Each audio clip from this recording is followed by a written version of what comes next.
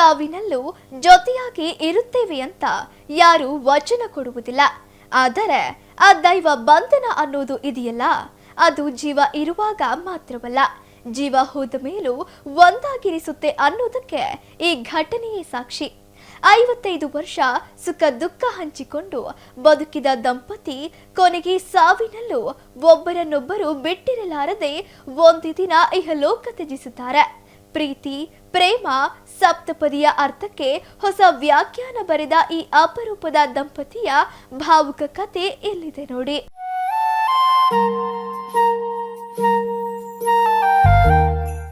ಸಾವಿನಲ್ಲೂ ಒಂದಾದ ಅಪರೂಪದ ಆದರ್ಶ ದಂಪತಿ.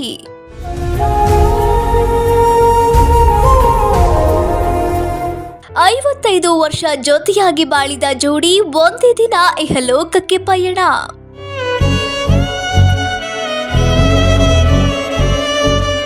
ದಾವಣಗೆರೆಯ ಹದಡಿ ಗ್ರಾಮದಲ್ಲಿ ಅಪರೂಪದ ಭಾವುಕ ಘಟನೆ.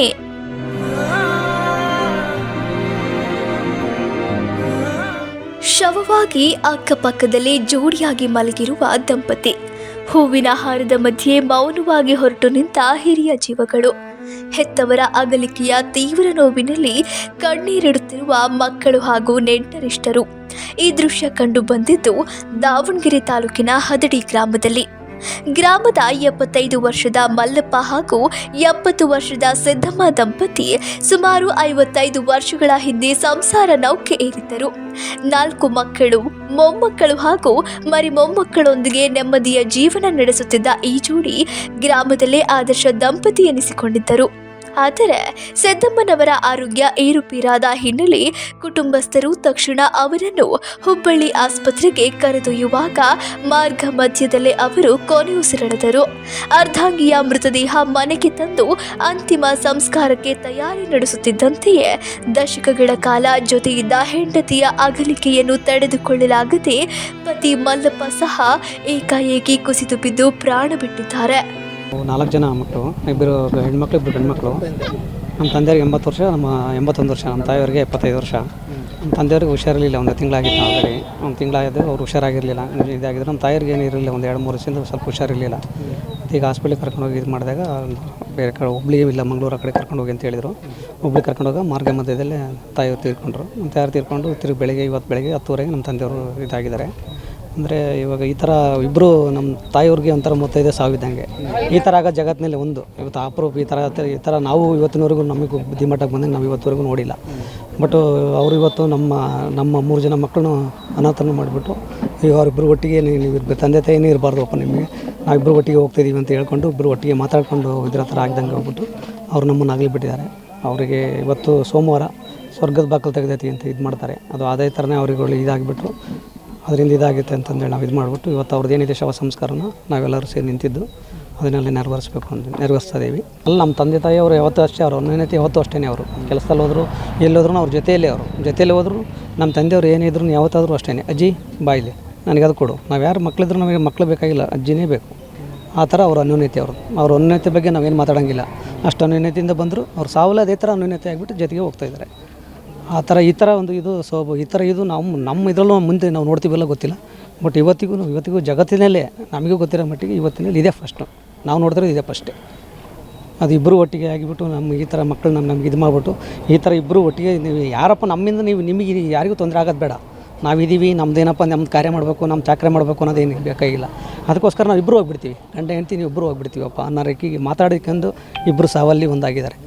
ಬಟ್ ಇದು ಭಾಳ ಸೌಭಾಗ್ಯ ಅಂತ ಹೇಳ್ಬೇಕು. ಇದು ಈ ಥರದ ಸಾವು ನಾವು ನೋಡ್ತೀವಿ ಅಂತ ನಾವು ಅವ್ರ ಹೊಟ್ಟೆಲಿ ಹುಟ್ಟಿದ್ವಲ್ಲ, ನಾವು ತುಂಬ ಧನ್ಯವಂತರು. ಹುಷಾರಿದ್ದಿಲ್ಲ, ಒಬ್ಬರು ಬಿಟ್ಟೊಬ್ಬರು ಇದು ಇರಲಿಲ್ಲ. ಅವ್ರು ಬರಲಿ ಅಂತ ಇವ್ರು ಕಾದ್ರು. ನಮ್ಮ ಚಿಕ್ಕಪ್ಪ ಎಲ್ಲ 20 ದಿವಸ ಆಯಿತು, ಮತ್ತು ಅನ್ನನೂ ತಿಂದಿಲ್ಲ. ಈಗ ನಮ್ಮ ಚಿಕ್ಕಮ್ಮ ನಿನ್ನೆ ರಾತ್ರಿ ತೀರ್ಕೊಂಡ್ರು, ಇವತ್ತು ನಮ್ಮ ಚಿಕ್ಕಪ್ಪ ತೀರ್ಕೊಂತು. ಭಾಳ ಚೆನ್ನಾಗಿದ್ರು. 60 ವರ್ಷ ಆಯಿತು ಮದುವೆಯಾಗಿ. ಚೆನ್ನಾಗಿ ಎಲ್ಲಿಗೆ ಹೋದ್ರೂ ಜೊತೆಗಿರ್ತಿದ್ರು.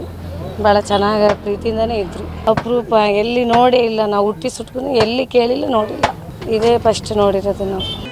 ಒಂದೇ ದಿನ ತಂದೆ ತಾಯಿ ಇಬ್ಬರನ್ನು ಕಳೆದುಕೊಂಡ ಕುಟುಂಬದ ದುಃಖ ಮುಗಿಲು ಮುಟ್ಟಿದೆ. ಆದರೆ ಮುತ್ತೈದೆಯಾಗಿ ಗಂಡನ ಜೊತೆಯಲ್ಲಿ ಕೊನೆಯುಸಿರೆಳೆದ ತಾಯಿಯ ಭಾಗ್ಯ ಮತ್ತು ಸತಿ ಹೋದ ಬೆನ್ನಲ್ಲೇ ತಾನು ಪ್ರಾಣ ಬಿಟ್ಟ ತಂದೆಯ ಪ್ರೀತಿ ಕಂಡು ಇಡೀ ಹದಡಿ ಗ್ರಾಮವೇ ಕಂಬನಿ ಮಿಡಿಯಿತು. ಇವರ ಪ್ರೀತಿಗೆ ಕುಟುಂಬಸ್ಥರು ಇಬ್ಬರ ಶವಯಾತ್ರೆಯನ್ನು ಜೊತೆಯಾಗಿಯೇ ನಡೆಸಿ ಅಕ್ಕಪಕ್ಕದಲ್ಲೇ ಅಂತಿಮ ಸಂಸ್ಕಾರ ನೆರವೇರಿಸುತ್ತಾರೆ. ಈಗ ಒಂದು ತಿಂಗಳಾಯ್ತು ನಮ್ಮ ಚಿಕ್ಕಪ್ಪ ಆರಾಮಂದಿಲ್ಲ. ನಮ್ಮ ಚಿಕ್ಕಮ್ಮನ ಎಲ್ಲ ನೋಡ್ಕೊಳೋದು.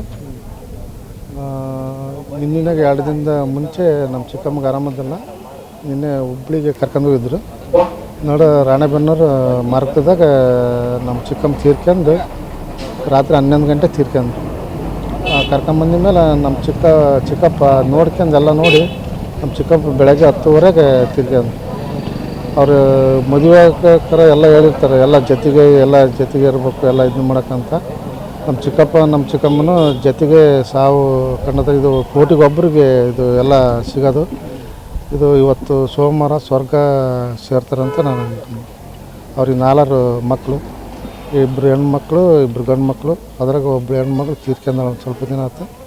ಈಗ 2 ಗಂಡು ಮಕ್ಕಳು ಮೊಮ್ಮಕ್ಕಳು ಅದಾರೆ. ಅವ್ರಿಗೆ ಒಂದು ಸ್ವಲ್ಪ ದೇವರೆಲ್ಲ ಇದು ಕೊಡಲಿ ಅಂತ ಕೇಳ್ಕೊಂತ ನಾನು ಇವತ್ತು ಇಬ್ಬರನ್ನ ಜೊತೆಗೆ ಅಕ್ಕಪಕ್ಕ ಇದು ಸವಸಾರ ಮಾಡೋಕ್ಕಂತ ಎಲ್ಲ ಇದು ಮಾಡ್ತಾರೆ, ರೆಡಿ ಮಾಡ್ತಾಯಿದ್ದೀವಿ. 2 ಜೊತೆಗೆ ಒಯ್ಬೇಕಂತ. ಇದು ಜಗತ್ತಿನಾಗ ಅಪರೂಪ ಇವೆಲ್ಲ ಆಗೋದು. ಕೋಟಿಗೆ ಒಂದು. ಅದ್ರಾಗ ಇದು ಎಲ್ಲ ಇದ್ರಾಗ ನೋಡ್ತಿದ್ವಿ ಫಿಲಮ್ಗಳಾಗ. ಇದು ನಮ್ಮೂರಾಗ ಇದು ಪ್ರತ್ಯಕ್ಷವಾಗಿ ನೋಡ್ತಾ ಇದ್ದೀವಿ. ಇದು ನಮ್ಮ ಸೌಭಾಗ್ಯ ಅಂತ ಅನಿಸ್ತು. ಅಜ್ಜಿ ಹೆಸರು ಸಿದ್ದಜ್ಜಿ, ಅಜ್ಜ ಮಲ್ಲಜ್ಜ. ಸುಮಾರು ಅವರು ದಾಂಪತ್ಯ ಜೀವನ ಕಾಲಿಟ್ಟು 60 ವರ್ಷ ಆಯಿತು. 60 ವರ್ಷದಿಂದ ತುಂಬ ಅನ್ಯೋನ್ಯವಾಗಿದ್ದರು. ನೆನ್ನೆ ಅಜ್ಜಿ ಏನೋ ಸಡನ್ನಾಗಿ ಹುಷಾರಿಲ್ಲ ಅನ್ನೋ ಕಾರಣಕ್ಕೆ ಹಾಸ್ಪಿಟ್ಲಿಗೆ ಕರ್ಕೊಂಡು ಹೋದಾಗ ಮಾರ್ಗ ಮಧ್ಯೆ ಸೀರಿಯಸ್ ಆಗಿ ದಾವಣಗೆರೆಯಲ್ಲಿ ಆಗಲ್ಲ ಅಂತ ಹುಬ್ಳಿಗೆ ಕರ್ಕೊಂಡು ಹೋಗ್ತಾಯಿದ್ವಿ. ಆಗ ಮಾರ್ಗ ಮಧ್ಯದಲ್ಲಿ ತೀರ್ಕೊಂಡಿದ್ದಾರೆ. ಆ ಸುದ್ದಿ ತಿಳಿದು ನೆನ್ನೆ ಕರ್ಕೊಂಬಂದ್ವಿ. ಬೆಳಗಿನ ಜಾವ ಎಲ್ಲ ಅಂತ್ಯ ಸಂಸ್ಕಾರಕ್ಕೆಲ್ಲ ರೆಡಿ ಮಾಡಿದ್ವಿ. ಬೆಳಗ್ಗೆ ಇನ್ನೇನು ಮಣ್ಣು ಮಾಡಬೇಕು ಅಂತಂದ್ರೆ 10 ಗಂಟೆ ರೆಡಿ ಮಾಡಿದಾಗ ವಿಚಾರ ತಿಳಿದು ಅವರ ಯಜಮಾನರು ಮಲ್ಲಜ್ಜರು ತೀರ್ಕೊಂಡಿದ್ದಾರೆ. ಇವಾಗಿನ ಕಾಲದಲ್ಲಿ ಹೆಂಡ್ತಿ ಫ್ರಿಜ್ಜಲ್ಲಿ, ಗಂಡ ಕೆರೆಯಲ್ಲಿ ಸಾಯಿಸೋವಂಥ ಕಾಲದಲ್ಲಿ ಇಂಥ ಸಾವಲ್ಲೂ ಒಂದೊಂದು ಅನ್ಯೋನ್ಯವಾಗಿ ಸತ್ತಿದ್ದಾರೆ. ಇದು ಕೋಟಿಗೆ ಒಂದು ಸಾವು ಅಂತ ಹೇಳಬೇಕು. ತುಂಬ ಒಂದು 4 ಜನ ಮೊಮ್ಮಕ್ಕಳು, ಅಪಾರ ಮೊಮ್ಮಕ್ಕಳನ್ನು ಆಗಲಿದ್ದಾರೆ. ಸಾವಿನಲ್ಲೂ ಒಂದಾಗಿದ್ದಾರೆ. ಎಲ್ಲ ಹದಡಿ ಗ್ರಾಮಸ್ಥರು, ಫ್ಯಾಮಿಲಿ ಎಲ್ಲರೂ ಒಂದಾಗಿ ಇಬ್ಬರೂ ಅಕ್ಕ ಜೊತೆಯಲ್ಲೇ ಮಣ್ಣು ಮಾಡೋಕ್ಕಂತ ತೀರ್ಮಾನ ಮಾಡಿದ್ದೀವಿ. ಒಟ್ಟಾರೆಯಾಗಿ ಜನ್ಮ ಜನ್ಮಾಂತರದ ಅನುಬಂಧಕ್ಕೆ ಸಾಕ್ಷಿಯಾದ ಮಲ್ಲಪ್ಪ ಮತ್ತು ಸಿದ್ದಮ್ಮ ದಂಪತಿಯ ನಿರ್ಗಮನ ಪ್ರತಿಯೊಬ್ಬರ ಕಣ್ಣಂಚಿನಲ್ಲಿ ನೀರು ತರಿಸಿದೆ. ಬದುಕಿನಲ್ಲಿ ಸಪ್ತಪದಿ ತುಳಿದು ಜೊತೆಯಾಗಿ ಬಾಳಿದ ಈ ಜೀವಗಳಿಗೆ ವಿಧಿಯು ಕೂಡ ಸಾವಿನಲ್ಲಿ ಬೇರ್ಪಡಿಸಲಾಗದೆ ಒಂದೇ ದಿನ ಮುಕ್ತಿ ನೀಡಿದ್ದಾರೆ. ಕ್ಯಾಮರಾಮ್ಯಾನ್ ರಾಕೇಶ್ ಜೊತೆ ಅಣ್ಣಿ ಶ್ಯಾಮ್, ಒನ್ ಕನ್ನಡ ನ್ಯೂಸ್, ದಾವಣಗೆರೆ.